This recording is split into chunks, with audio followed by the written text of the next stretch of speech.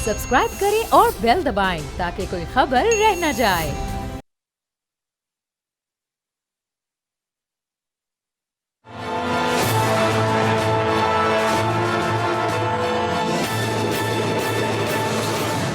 अस्सलाम वालेकुम, मैं हूं अरबाब जहांगीर। आप देख रहे हैं प्रोग्राम तज्जिया। और हर गुजरते दिन के साथ आईपीपीज़ का मामला बड़े से बड़ा होता जा रहा है और साथ साथ आईपीपीज़ का बोझ भी अब बढ़ता ही जा रहा है। जैसे जैसे आदाद शुमार हमारे सामने आ रहे हैं तो अब कौम को, एक आम आदमी को भी ये समझ आ रही है कि जो ये बार बार कहा जाता था कि पाकिस्तान नाजुक दौर से गुजर रहा है, तरक्की करते मुल्क को इस नाजुक दौर में पहुँचाने में किसका हाथ है। आज पूरे पाकिस्तान से आप देखें कि आवाज़ें नहीं आ रही, बल्कि दुनिया भर की नज़रें इस वक्त पाकिस्तान पर लगी हुई हैं कि पाकिस्तान में आखिर ये हो क्या रहा है। बिजली की जो बढ़ती कीमतें और ओवर बिलिंग है, इसको लेकर इस वक्त पूरे मुल्क में एक तबाही की सी कैफियत है।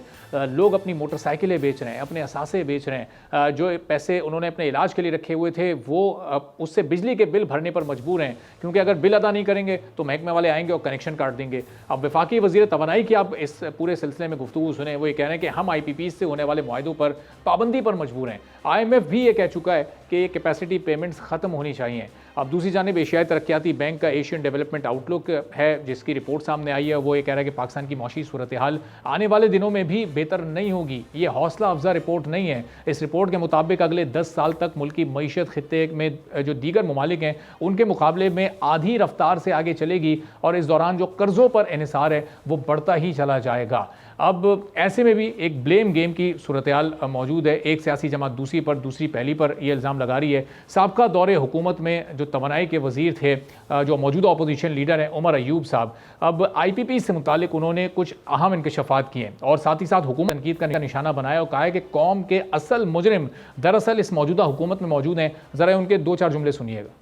दिलचस्प बात यह कि उमर अयूब जिन IPPs पर तनकीद कर रहे हैं, खुद जब उनका दौरे हुकूमत था, नहीं PTI का दौरे हुकूमत था, तो उनकी काबीना में शामिल वज़रा भी IPPs के मालिकान में शामिल रहे हैं। कल के प्रोग्राम में बड़ी तफसील से हम बता चुके हैं कि जिसमें जहांगीर तरीन, नदीम बाबर, रज़ाक दाऊद, मियाँ मंशा, बहुत से ऐसे नाम सामने आए हैं जो कि जिनके IPPs हैं। तो अब सवाल ये पैदा होता है कि इस वक्त उस वक्त पाकिस्तान तहरीक इंसाफ की हुकूमत ने फिर क्यों एक्शन नहीं लिया। क्या ही बेहतर होता है कि तहरीक इंसाफ अपनी काबीना से ही IPPs के मामले पर नज़रसानी का आगाज़ करती है। और इस हुकूमत से भी हम यही तवक्को रखते हैं। मुस्लिम लीग नून के सीनियर रहनुमा और वफाकी वज़ीर बराए पेट्रोलियम मुसद्दिक मलिक उमर अयूब साहब की गुफ्तगू पर अपना रद्द-ए-अमल दिया है और कहा है कि उमर अयूब खुद मुस्लिम लीग नून के वज़ीर थे, वो हम पर नहीं अपने ऊपर तनकीद कर रहे हैं। ज़रा मुसद्दिक साहब की भी गुफ्तगू सुन लीजिएगा। अब इस बढ़ती हुई महंगाई और मुसलसल महंगी होती बिजली के खिलाफ जमाते इस्लामी इस वक्त धरना दिए बैठी है। आज पाँचवें दिन में ये धरना दाखिल हो चुका है। जमाते इस्लामी ने अपने मुतालबात की मंजूरी तक इस धरने को जारी रखने का ऐलान किया और साथ ही अब ये धरना पूरे मुल्क में फैलाने की हिकमत अमली भी तैयार कर ली गई है। ये ऐलान हो चुका है। अमीर जमात इस्लामी रहमान ने हुकूमती पॉलिसीज़ को ज़ालिमाना करार दिया है और IPP से होने वाले असल मुआहदे कौम के सामने लाने का मुतालबा कर दिया है। नईम साहब की गुफ्तगू सुनिए, फिर मेहमानों को आपसे तारुफ करवाते हैं, गुफ्तगू शुरू करते हैं।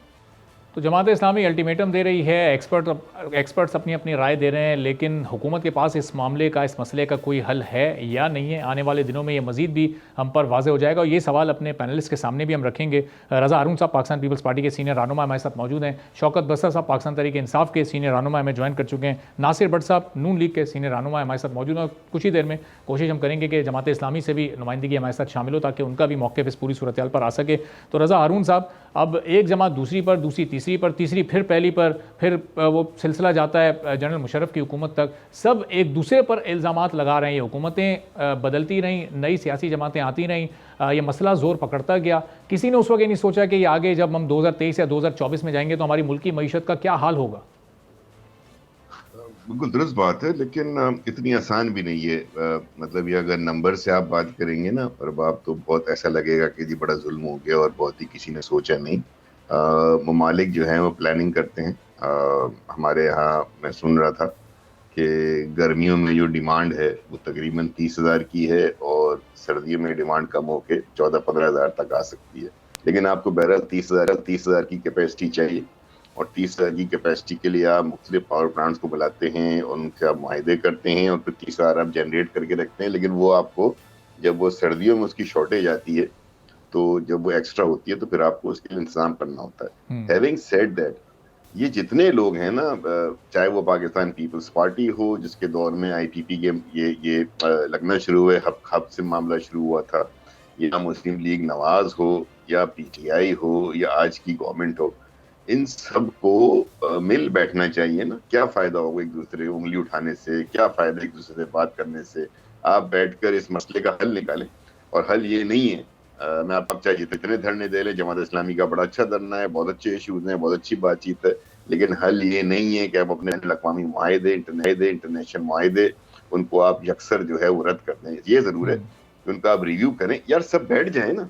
इस वक्त अगर आप देखें अरबाब, तो हमारे मुल्क में सारे साबिक वज़ीर-ए-आज़म हमारे सामने बैठे हुए हैं ना। कौन सा ऐसा वजीर आजम है ये इस मौजूदा को लेकर जिसपे नैब का केस नहीं बना हुआ? सच्चे झूठे की बात छोड़, बिल्कुल सही। इस पे नैब का केस नहीं बना हुआ, इस पे कोई ना कोई इल्जाम ना हो। गवर्नमेंट के कितने वज़ीरा ऐसे हैं जो इस मामलात में पड़े और उनके हाथ साफ हों या उन पे इल्जामात ना हो। तो कैसे एक क्रेडिबिलिटी की फजा आएगी? एक दूसरे पे इल्जाम लगाते रहेंगे, एक दूसरे पे सियासी वार करते रहेंगे, या मिल बैठ जाएंगे और मिल बैठ रज़ा के भाई, बैनुल-अक़वामी मुआहिदात जो हैं चले उन पर रीनेगोशिएट करना शायद मुश्किल हो, लेकिन जो लोकल कंपनी से मुआहिदे हैं, ये जो जहांगीर तरीन साहब का नाम, नदीम बाबर, रज़ाक दाऊद, मियां मंशा, सुलेमान शहबाज, ये तो सब पाकिस्तानी हैं। ये तो सब वो लोग हैं जो कि काबीना का हिस्सा रहे हैं, जो कि हुकूमतों में शामिल रहे हैं। तो जब ये पाकिस्तान तहरीक इंसाफ की हुकूमत थी, या जब अभी नून लीग की हुकूमत है, तो ये क्यों मुमकिन नहीं है इन लोगों से बात करना? फिर नहीं, बिल्कुल मुमकिन है। मैं ये नहीं कह रहा, बैनुल अक़वामी मुआहिदों पे भी नजरसानी करवाएं, बैठे बात, लेकिन वो इस तरीके से नहीं होते ना मामला, इस तरीके से नहीं होते हैं हुकूमतों के मामला। मुजाहरा करना, opposition is a rather easy thing to do, और करनी भी चाहिए, क्योंकि अपोजिशन का काम है कि अवाम वाकई पिस रहे हैं, अवाम के लिए वाकई मुश्किल हो रहा है। लेकिन हुकूमत के लिए मुश्किलात ये है कि जो मुआहिदात हो चुके हैं, जो रिव्यू के बाद भी हमने अपने प्राइस फिक्स किए हैं, कैप्स फिक्स किए हैं, अब उसको रिव्यू करने का टाइम है, उसको करना चाहिए, चाहे वो इंटरनेशनल हो चाहे नेशनल हो। इसी तरीके से इस मामला को देना चाहिए इस वक्त। अब मैं नहीं समझता कि कोई भी हुकूमत इतना बड़ा रिस्क लेगी कि वो इन मामला को ना सुलझाएगी और अपनी सियासी कॉस्ट अदा करेगी। तो हम सब ऐसा क्यों ना करें आज के बाद से। हमने देखें, आपका इंट्रो बहुत जबरदस्त था, मसाइल की निशानदेही हो गई। क्या वसाइल है हमारे पास, ये भी हम सबको पता है। माशी हालत क्या है मुल्क की, ये भी हम जानते हैं। आइए मिलकर बैठते हैं, मिलकर सब लोग बैठते हैं, पीपल्स पार्टी की एक्सपर्टीज बैठे, मुस्लिम लीग की बैठे, सब एक्सपर्ट्स मौजूद हैं। बैठ के सब कोई हल निकालें, चाहे रीयूनिशिएट करना हो, रिविजिट करना हो, कुछ पावर प्लांट्स बंद करने पड़ जाए, लेकिन वो कैसे होंगे? अदालतों को खुदा के वास्ते इन्वॉल्व मत कीजिएगा। अदालतों के इन्वॉल्वमेंट से हम रिकॉर्डिंग वगैरह भुगत चुके हैं यार। सही। ये जो जज्बाती फैसले होते हैं ना, फिर हम और आप ही भुगतते हैं। बिलियंस ऑफ डॉलर्स के हम पे फाइन लिखते हैं। हमने ब्रॉडशीट का भी हाल देखा। हमने 29-30 मिलियन पाउंड जो उठा के, अभी नासिर भट्ट साहब बैठे आपको बताएंगे, हमने उठा के फेंक दिए ना। हम पैसे भी तो बहुत फेंकते, 190 मिलियन पाउंड भी हमने दाएं बाएं करके दिया। तो हम ये सब चीजें भी तो करते हैं ना। हम बजाय इसके कि हम जज्बात से काम लें, जमात इस्लामी के बहुत अच्छी एफर्ट है। अब जो उनके पास तजावीज हैं या और तजावीज हैं, हम मिलकर बैठकर इसका हल निकालें। कौमी मसला है, ये सियासी मसला नहीं, कौमी मसला। अब ये जो बड़ी स्टेक होल्डर जमातें हैं इस वक्त ऑपोजिशन की, वो फिर पाकिस्तान तहरीक इंसाफ और दीगर जमातें, तो बसरा साहब अब इस पर आपकी क्या सोच है? मिलकर बैठने के लिए तैयार हैं? अब ये सवाल भी आप लोगों से इसलिए बनता है क्योंकि उमर अयूब साहब इस हुकूमत को कसूरवार ठहरा रहे हैं। तो अब बड़े बड़े नाम तो आपकी अपनी हुकूमत में भी रहे हैं जो कि IPPs के मालिक हैं, उस दौर में वो पूरा फ़ायदा उठा चुके हैं और अगले भी कई सालों तक वो उठाते रहेंगे। तो उस वक्त नदीम बाबर साहब, रज़ाक दाऊद साहब या जहांगीर तरीन साहब, ये इन लोगों से क्यों रीनेगोशिएशन नहीं हुई? इनसे क्यों कोई इस बारे में बात नहीं हुई? अरबाब, पाकिस्तान का सबसे बड़ा मसला ये है कि यहाँ पर जो ताकतवर है, जो बड़े ओहदे वाला है, जो बड़े पैसे वाला है, जिसके पास मालो दौलत है, पाकिस्तान में उसके लिए कोई कानून नहीं है। उसको कोई अदालत नहीं पकड़ सकती, कोई उसको इदारा नहीं पकड़ सकता। यही पाकिस्तान की 76 साल की स्टोरी है और यही बदकिस्मती। चाहे हुकूमत पाकिस्तान तहरीक इंसाफ की। हारून भाई मेरे भाई हैं, मैं बताता हारून भाई मेरे भाई हैं। अभी ये कलीमुल्ला कलीमुल्ला ये पार्टियां मिल जाएं, पार्टियां बैठ जाएं। मेरे भाई 76 साल में वो कौन सी हुकूमत है जिसके अंदर MQM नहीं थी? वो कौन सी हुकूमत है कि 40 साल पीपल्स पार्टी और नून लीग उसका हिस्सा नहीं थी? यही तो ये IPP की जो लानत है, जो कि कौन सी पार्टी लेकर आई? मुस्लिम लीग नून। आप जहाँ भी करप्शन का सिरा ढूंढेंगे, जहाँ भी आप 2 नंबरी ढूंढेंगे, कमीशन का माल देखेंगे, वहाँ पर सिरा पार्टियों के घरों में जाएगा। वो 3 पार्टियां हैं, मुस्लिम लीग नून, पीपल्स पार्टी और MQM, जो तबाही की जिम्मेदार हैं। हाँ, अब तहरीक इंसाफ पे आ जाएं। हमारा 3.5 साल का दौर है पाकिस्तान में 76 सालों में। भाई आज तो हमारी हुकूमत नहीं है। जो लोग मुलव्वस हैं, बेशक ये जाली असम्बली है, यहाँ पर तमाम लोग जो हैं वो हैं जिनके पास अवाम का मैंडेट नहीं है। बिस्मिल्लाह कीजिए, इजलास हो रहे हैं ना, इजलास हो रहे हैं, उसके अंदर आप पार्लियामेंट की एक कमेटी बना दीजिए और डिटरमिनेट कीजिए, टाइम दीजिए 1 महीने का, दूध का दूध पानी का पानी हो जाएगा।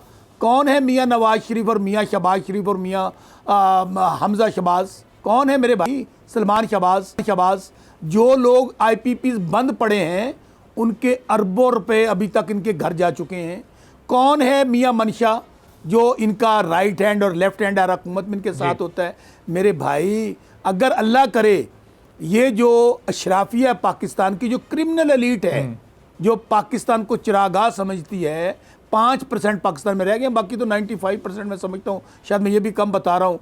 अब तो हम लोग तो ये सिर्फ इनको पैसे देने के लिए, इनको टैक्स देने के लिए, इनकी दौलतें बढ़ाने के लिए हम मौजूद हैं। आप दुनिया का कोई कोना देख ले। तो बस साहब आप ये कह रहे हैं कि आपके दौर में भी अगर ये फायदा उठाते रहे IPPs तो उसकी भी तहकीकात करनी है तो वो ये हुकूमत करे। मैं कहता हूँ मेरे भाई, मैं कहता हूँ कि हमारे दौर के अंदर जो भी इसके साथ मुलव्वस था, उन तमाम को जो इनके मुलव्वस हैं, ये कौम का पैसा है। यही तो सवाल है कि अपने दौर में वो काम आपने मुकम्मल क्यों नहीं किया, उनसे रीनेगोशिएशन क्यों नहीं? अरबाब भाई मेरा पहले फिक्रा सुन लें, अरबाब भाई मेरा फिक्रा पहले सुन लें। इमरान खान तो पाकिस्तान में रूल ऑफ लॉ की जंग लड़ रहा है। हमेशा यही कहता है कि अगर पाकिस्तान में अकाउंटेबिलिटी नहीं होगी, एहतसाब नहीं होगा, मगरमच्छों को नहीं पकड़ा जाएगा, आप किसी पटवारी को पकड़ लें, किसी SHO को पकड़ लें, किसी आम आदमी को पकड़ ले, और भाई इससे मसला हल नहीं होगा।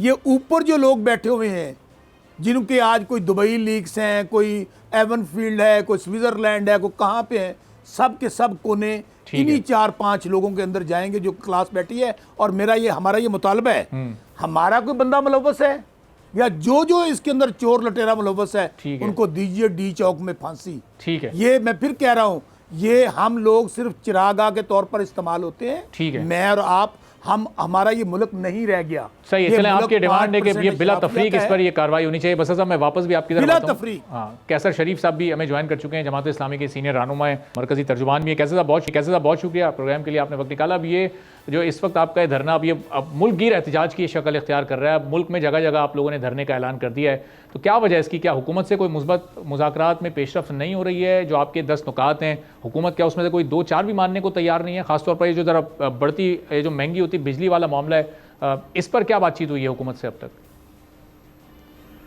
बहुत शुक्रिया जी। देखिए, जमात इस्लामी का ये जो धरना है, इसका सबसे पहला और बुनियादी मकसद जो है वो अवाम को रिलीफ दिलाना है। और जमात इस्लामी ने जो मुतालबात पेश किए हैं, उनमें कोई भी एक मुतालबा जमात इस्लामी का कोई ज़ाती और सियासी नहीं है, बल्कि सारे के सारे मुतालबात का ताल्लुक अवाम के साथ है। और अवाम पर जो बोझ डाल दिया गया है, अवाम जो पिस गई है, अवाम की ज़िंदगी अजीरन हो गई है, सारा उससे मुतल्लिक है कि ये बोझ कम किया जाए ताकि लोग जो हैं वो अपना निज़ाम ज़िंदगी जो है वो चला सकें। जहाँ तक आपने मुज़ाकरात की बात की, तो मुज़ाकरात के हवाले से हुकूमत ने हमारे साथ रब्ता किया था। उनकी कमेटी जो है वो धरने पर स्टेज पर आई। हाफ़िज़ नीमो रहमान साहब, अमीर जमात इस्लामी, उनसे मुलाकात की। हाफ़िज़ साहब ने उसका मुस्बत जो है वो जवाब दिया और कहा था कि संजीदा नोयत के मुज़ाकरात होने चाहिए और आवाम को रिलीफ मिलना चाहिए। उसके बाद जो है उन्होंने एक कमेटी जमात इस्लामी ने भी अनाउंस कर दी, एक हुकूमती कमेटी थी। पहली मीटिंग जो है वो हो चुकी, जिसमें जमात इस्लामी ने अपनी जो डिमांड्स थी वो रखी थी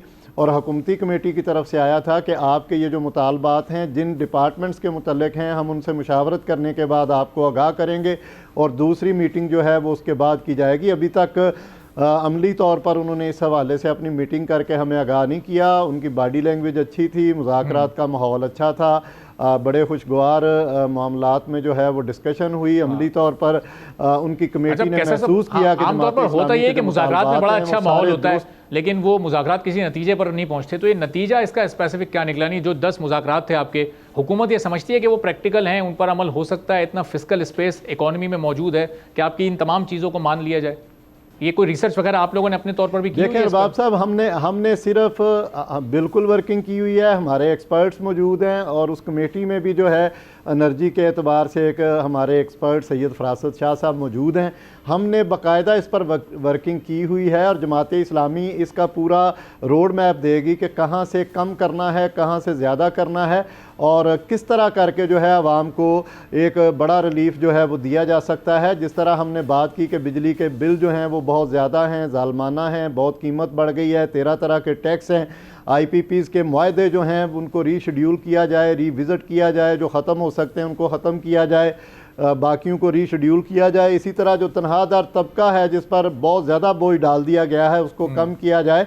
तो ये सारा जो रिलीफ का अमल है उसमें हमारे पास पूरा मुतबादल रोड मैप मौजूद है। जिस तरह आज भी अमीर जमात इस्लामी ने प्रेस कॉन्फ्रेंस करते हुए बताया था कि किस तरह मराहत जो हैं वो कम की जा सकती हैं, कितना कट लगाया जा सकता है। अगर 1300 सीसी की गाड़ी पर सारे आ जाएं तो कितनी उसमें बजट में कमी आएगी, पेट्रोल और डीज़ल और बाकी जो चीज़ें हैं उसमें क्या फ़र्क पड़ेगा। इसी तरह जितनी फ्री बिजली दी जा रही है उस पर भी उन्होंने बात की। तो हम ये समझते हैं जागीरदार तबके पर टैक्सेस नहीं लगाए जाते, उन पर अगर थोड़ा सा बोझ डाला जाए तो इससे जो तनख्वाहदार तबका है उस पर बोझ को कम किया जा सकता है। तो बाब साहब हमने इस पर वर्किंग करके जो है वो सारी चीज़ की है और अगले मुज़ाकरात की कैसे साहब बिल्कुल आप ये कह रहे हैं कि ये 1300 सीसी में ये सफ़र करें, हम तो कहते हैं 1000 सीसी पर आ जाएं, लेकिन नासिर भट्ट साहब ये आप लोग तैयार हैं कोई 1300 सीसी में सफ़र करने के लिए? आप लोगों ने तो अपने ट्रैवलिंग अलाउंस बढ़वा लिए, मुख्तलिफ मराहत इस वक्त हमने देखा इस बजट में MNAs की असेंबली के लेवल पर वो बढ़ाई गई हैं।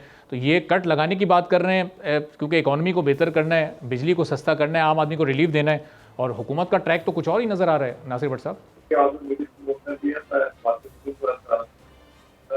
बात ये है कि जो हालात इस वक्त है आपके सामने है कि बिजली के जो मुआवजे हुए के साथ एक मैसेज जो मुआवजा होता है उसको करना आसान नहीं होता, लेकिन उसके लिए भी कुछ दूर कर रहे हम। लेकिन ये बात के खुद का कसूर है, ये पीपल्स पार्टी का कसूर है। वो तो फिर बरसा था कह रहे हैं वो खुद पीपल्स पार्टी के तरह आ गए PTI से। तो इल्जामात लगाना तो बड़ा आसान होता है, लेकिन जो मुल्की हालात है ये बिल्कुल मैं आपसे इत्तेफाक करता हूँ कि जो बिजली की महंगी, पेट्रोल है, तनख्वाहें जो है हुकूमत ने कोशिश की तनख्वाहें बढ़ी, लेकिन ये जितने मुश्किल हालात हैं कि आप सिर्फ देख लें कि ये अब इन हालात पे काबू पाने के लिए हुकूमत हर किस्म के वसाइल। अच्छा नाज़ा, मैं भी आपकी बात से इत्तेफाक करता हूँ कि ज़ाहिर है जो बैनुल-अक़वामी मुआहदे हैं बहुत मुश्किल होता है उन पर रीनेगोशिएट करना, रिविज़िट करना, लेकिन सुलेमान शहबाज साहब से तो बात कर ही सकते हैं। इस वक्त शहबाज शरीफ साहब उनके बेटे हैं, उनको जब एक कॉन्ट्रैक्ट दिया गया था मुस्लिम लीग नून के दौरे हुकूमत में कोई 31 साल का, तो उनसे तो बात हो सकती है ना कि कम से कम आप अपने IPP की हद तक तो भाई ये रिलीफ दे दें हमें। देखिए मैं आपसे फिर एक बात करता हूँ, इससे पहले PTI की हुकूमत थी, अगर तो इस तरह की चीजें हैं जो वो समझते हैं कि ठीक हो सकते तो PTI बता रही है वो इस पर तो अपना अमल कर सकते।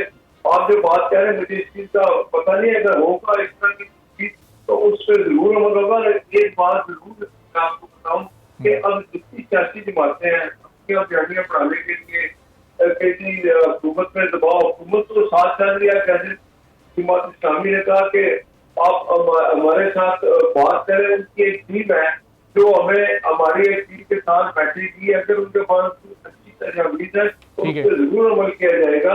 ये बातें बिल्कुल हुकूमत में रह के और अपोजिशन में रह के अब हालात इस तरह जा रहे हैं। मैं आपको एक बात कह दूं क्या हालात है आपके सामने है। ठीक है, अच्छा चले नासिर भट्ट साहब यहाँ एक जरा छोटा सा ब्रेक भी लेते हैं और इस दौरान आपको रिकनेक्ट भी करते हैं ताकि जरा सही हो साफ तौर पर हम तक आ सके।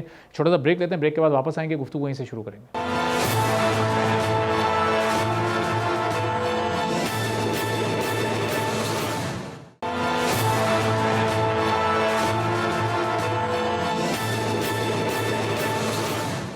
एक बार फिर प्रोग्राम में आपको खुशामदीद कहेंगे। रज़ा हारून साहब, शौकत बसर साहब, नासिर भट्ट साहब, कैसर शरीफ साहब हमारे साथ मौजूद हैं। रज़ा हारून साहब, क्या ज़रूरी है कि जब भी कभी आवाम को रिलीफ चाहिए हो या कोई ऐसे मुतालबात जो कि आवाम की डिमांड हो उसको हुकूमत तक पहुँचाना हो तो ये इस तरह धरने का ही एहतमाम किया जाए? हुकूमतों की खुद से इंटेंशन विल नहीं होती मईशत को ठीक करना? ये तो इत्तेहादी हुकूमत है, इसमें पीपल्स पार्टी भी शामिल है। जब इलेक्शन कैंपेन हम देख रहे थे 300 यूनिट बिजली फ्री देने के दावे हो रहे थे और पता नहीं क्या कुछ रिलीफ देना था, और दोनों ही जमातों के कमोबेश इस तरह के दावे थे, तो आज वो दावे, वो वादे, वो सब चीज़ें कहाँ गायब हो गई?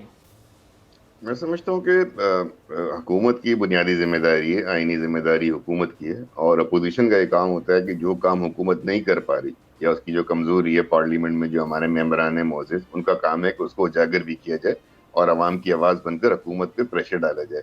इसी तरह वो अपोजिशन पार्टियाँ जो किसी वजह से असेंबली में वो नंबर्स नहीं रखती, लेकिन अवामी ताईद हासिल है। जमात इस्लामी है, बड़ी जमात है, देख रहे हैं इतना बड़ा मुजाहरा कर रही है, तो इनका ये राइट है कि वो अवामी जज्बात को हुकूमत तक पहुंचाएं और उसके लिए पीसफुल प्रोटेस्ट करें, वो सिट इन की सूरत में हो, वो जलसे जुलूस की सूरत में हो, सबका ये हक है कि इसको करें। बुनियादी जिम्मेदारी हुकूमतों की है।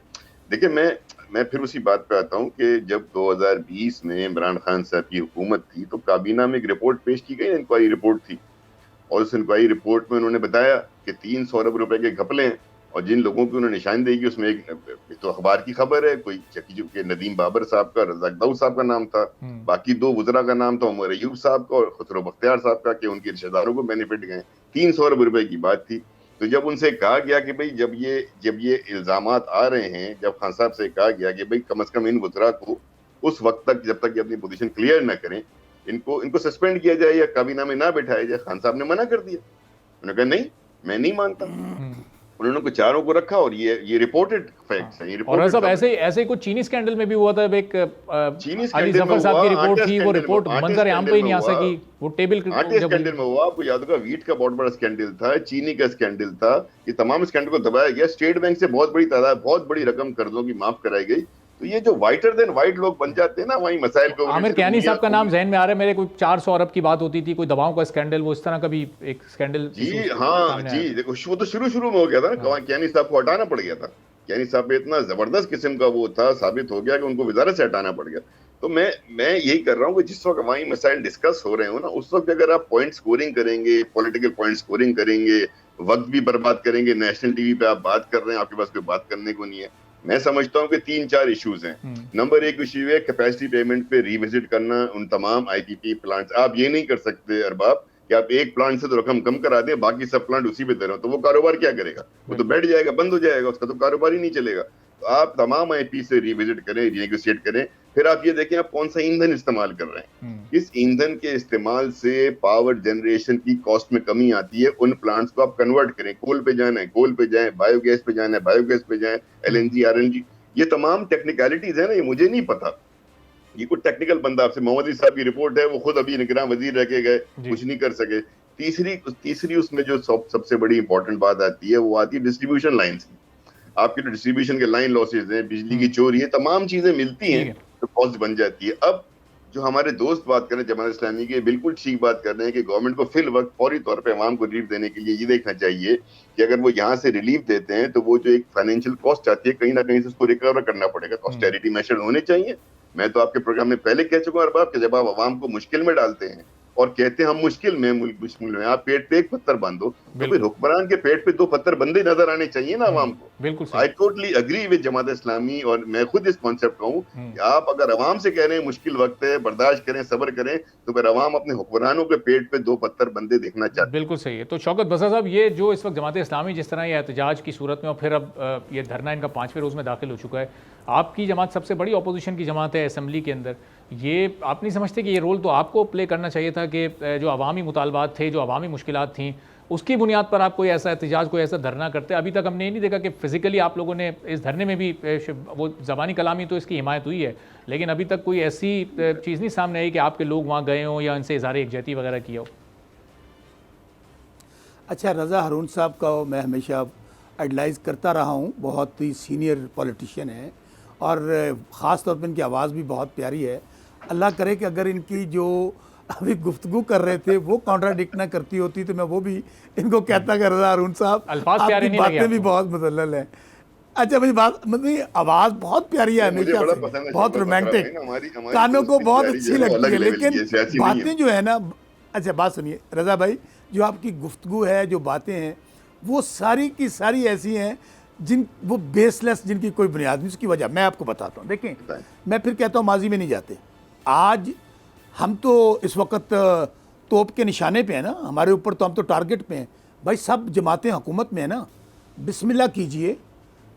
आपने नाम लिया रज़ाक दाऊद साहब का, आपने लिया नाम नदीम बाबर साहब का, मैं पहले फेज़ में बात कर चुका हूँ। लटका दीजिए उल्टा, उनको उल्टा लटका दीजिए, जिसने कौमी ख़जाने में कौम के पैसे पे जिन्होंने माल बनाया है, बिस्मिल्लाह कीजिए। ये इनको करना चाहिए, आप सजेशन दे रहे हैं। आपके दौर में ये क्यों नहीं हुआ? मुझे बात करने दी। बात अभी आप अभी देखना, जहाँ अरबाब आप भी बड़े मासूम और सादा हैं, इतने हैं नहीं वैसे। आप कह रहे थे वो हमजा शहबाज और सलमान शहबाज वो पैसे वापस कर दें। ओ भाई वो पैसे तो लैन आते ने, लुटना आते ने, पाकिस्तान आप कह रहे हैं वापस कर दें। मैं कहूँ पाकिस्तान का जो सबसे बड़ा मसला है ना, यही डिसाइड कर लें, जिसका पैसा सियासतदान का मुल्क से बाहर पड़ा है, जिस जज का जर्नैल का पैसा बाहर पड़ा है, वो पाकिस्तान में ले आए। खुदा की कसम पाकिस्तान के मसाइल हल हो जाएंगे, पाकिस्तान की गुर्बत दूर हो जाएगी, या महंगाई खत्म हो जाएगी। लेकिन ये नहीं होना। आज भी अब मैं आपको चैलेंज करता हूँ, रजा हारून साहब ने, अच्छा है पीपल्स पार्टी में आ गए हैं और पीपल्स पार्टी के पास आजकल वैसे भी तर्जमान कम है।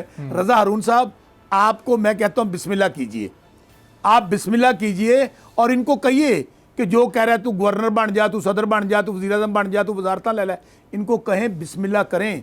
लेकिन होगा इसलिए नहीं कि जब ये बिस्मिल्लाह करेंगे, अगर सही एहतसाब हो गया, सारे के सारे टिकट की चढ़ जाएंगे, सब लोग जेलों में पड़े होंगे, क्योंकि इन्होंने जो पाकिस्तान का किया धरा है, इन्होंने तो बेड़ा गर्क किया है। और रजा हारून साहब बंस रहे हैं, इनको सारा पता है इनको। और ये आज तो पीपल्स पार्टी में है, एमक्यूएम तो आज भी कहती है हमारा मैंडेट पीपल्स पार्टी ने चुरा लिया, पीपल्स पार्टी कहती है एमक्यूएम ने। ये इनका चूहे बिल्ली का खेल आज से जारी नहीं है, 40 साल से जारी है। हमें झूठ की सुने रजा भाई, सुने हमें झूठ की सुने रजा भाई, सुने रजा भाई, हमारे झूठ की सियासत से निकलना होगा।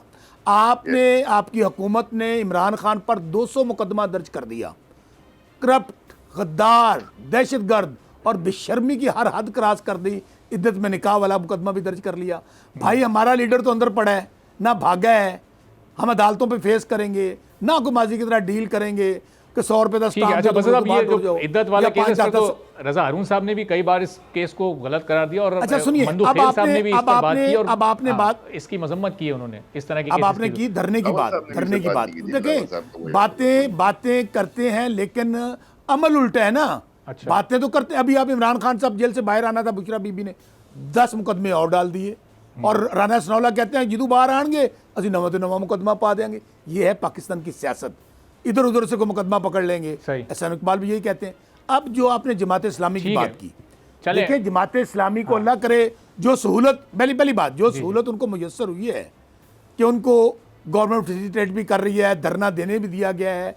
हमें तो यहाँ पर झंडा लेके निकला है ना पाकिस्तान का, पार्टी का तो छोड़ दें, पता चल जाए ये पहले दिन बसर साहब इनकी गिरफ्तारियां हुई हैं, जमात इस्लामी के कई कारकुनान को पकड़ा गया। सुने जी, वो मैं आपको एक कभी क्लिप भेजता हूँ। मैं आपको एक फिक्रा, मैं आपको क्लिप भेजता हूँ। बंदे पकड़े पुलिस ने, उन्हें क्या केड़ी जमात नाल हो, उन्हें कहा जमात इस्लामी नाल, उन्हें कहा तुम जाओ तो पीटीआई वाले पढ़ना है। दूसरी बात, इसके बावजूद हम जमात इस्लामी के साथ हैं, हम जमात इस्लामी के साथ हैं, हम इंशाल्लाह इनके धरने को ज्वाइन करेंगे।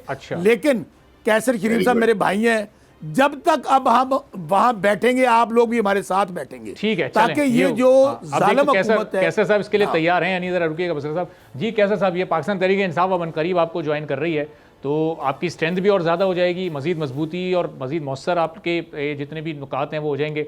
अब ये बताएं कि अगर हुकूमत नहीं मानती, अगले 4-5 दिन भी या और ज़्यादा प्रोलॉन्ग करती है इस मामले को 10-12 दिन, तो तैयारी के साथ आएँ आप लोग, वहीं बैठेंगे फिर? देखिए, इसमें हुकूमत अगर 100 दिन भी नहीं मानती तो जमात इस्लामी की अपनी एक तैयारी है। ये जमात इस्लामी है, ये कोई और जमात नहीं है कि जो बड़ी जल्दी में हो और बड़ी परेशान हो जाए, उसका कारकुन जो है वो भी नज़र ना आए। जमात इस्लामी के पास, जमात इस्लामी के अमीर के पास पहले ये प्लान था कि हम पुरअमन तरीके से डी चौक पहुँचे, नहीं पहुँचने दिया गया, रुकावटें खड़ी की गई, 1250 से ज़ायद कारकुनान को, ज़िम्मेदारान को गिरफ़्तार किया गया।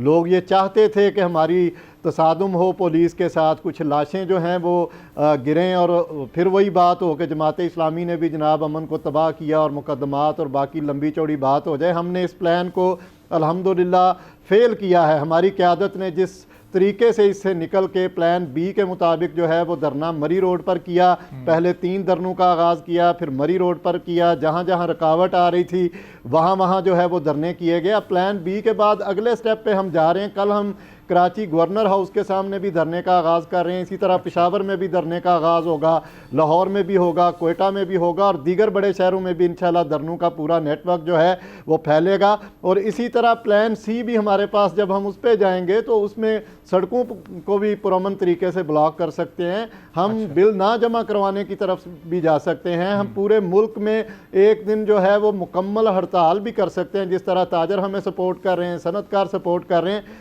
जहाँ तक बसरा साहब है, मेरे भाई हैं, उन्होंने कहा तो मैं ये कहूँगा कि हम वेलकम करते हैं चेयरमैन पीटीआई की तरफ से भी जो बात आई है, बानी पीटीआई की तरफ से भी जो बात आई है, हम वेलकम करते हैं, खैर मकदम करते हैं, लेकिन हमारे धरने में आने के लिए इनको पुरअमन होना चाहिए, कोई वायलेशन नहीं होगी, पता नहीं टूटेगा, सरकारी अमला को नुकसान नहीं पहुंचेगा, किसी पर हमला नहीं होगा।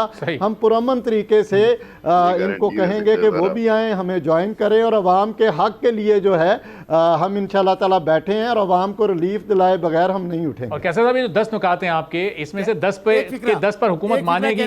जी बसर साहब, एक फिक्र कह लें, फिर मैं सवाल कर नहीं हो सकेगा।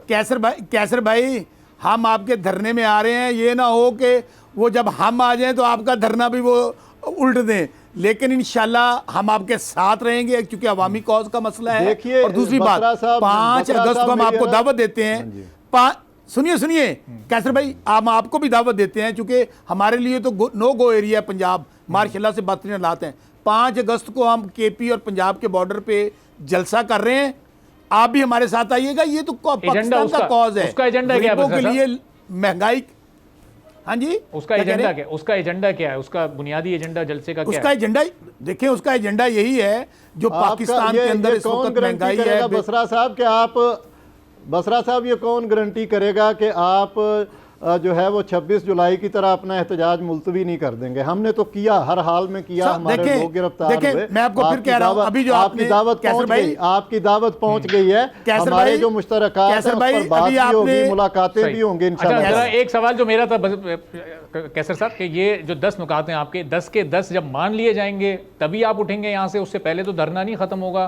क्योंकि रजा हारून साहब को लग रहा है कि मुमकिन नहीं हो सकेगा। जब आप जब मुज़ाकरात करते हैं, बहुत सारी चीज़ें जो हैं वो मज़ीद ऐड भी होती हैं, कुछ माइनस भी होती हैं, लेकिन जो बुनियादी 3 बड़ी चीज़ें हैं उस पर कोई कंप्रोमाइज़ नहीं होगा। हम नहीं उठेंगे जब तक वो नहीं मानी जाएंगी। रज़ा हारून साहब से मैं अर्ज़ करना चाहता हूँ कि जमात ने सिर्फ ये मुतालबात पेश नहीं किए, इसका मुकम्मल एक हल जो है हमारे पास मौजूद है कि ये कैसे पॉसिबल है। IMF के साथ आपका मुआहदा है तो फिर कैसे रास्ता ये जो 10 नुकाते हैं, ये तो बुनियादी आपके मुतालबात ही है ना? रिलीफ, इन 10 में से तो कोई पॉइंट नहीं माइनस, बुनियादी मुतालबात हैं। देखिए, इसमें बहुत सारी चीज़ें ऐड होंगी अभी।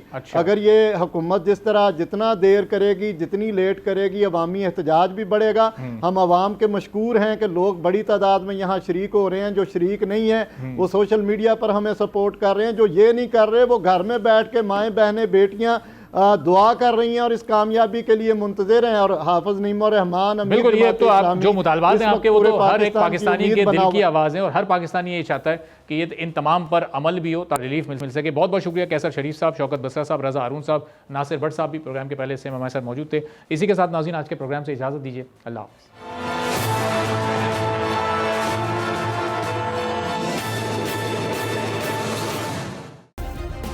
सब्सक्राइब करें और बेल दबाएं ताकि कोई खबर रह न जाए।